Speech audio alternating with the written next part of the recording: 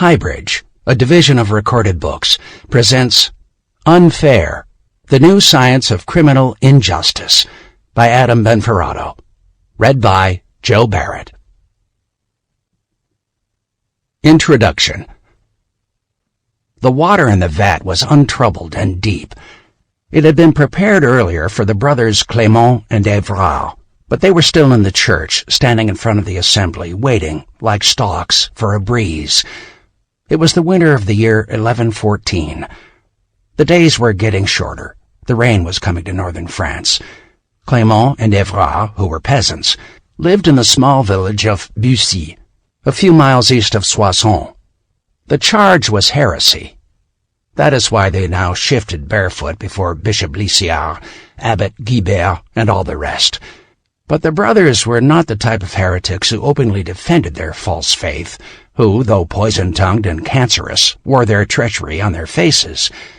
No, they were emissaries of the evil that spreads secretly, the evil that was condemned to everlasting whispers, a snake slipping through cracks in the community wall, striking feeble and unwary minds. Into idle ears these heretics spewed their wickedness. Jesus' birth was not divine at all. Marriage was a farce. Baptisms of young children were void. And in the shadows, with their bodies, they breached the laws of God and man. As Abbot Guibert recorded, they did not set apart their cemeteries as sacred ground, refused to eat food produced by sexual generation, practiced homosexuality, and engaged in perverse rituals.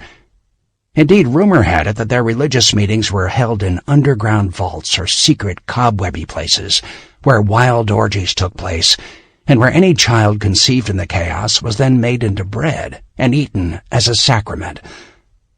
Such were the men brought before Bishop Liciard to answer for their crimes. The brothers had been betrayed by their neighbors.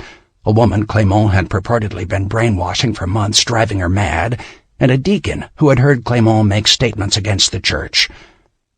But these accusers now failed to appear, and when questioned by the Lord Bishop and Abbot Guibert, the men gave most Christian answers and denied the charges against them, which presented a problem endemic to all systems of justice, a strong suspicion of guilt without solid evidence. In 12th century France, however, there was a ready solution. Following the celebration of Mass, the Lord Bishop and Archdeacon Pierre led Clément and Évrard to the vat.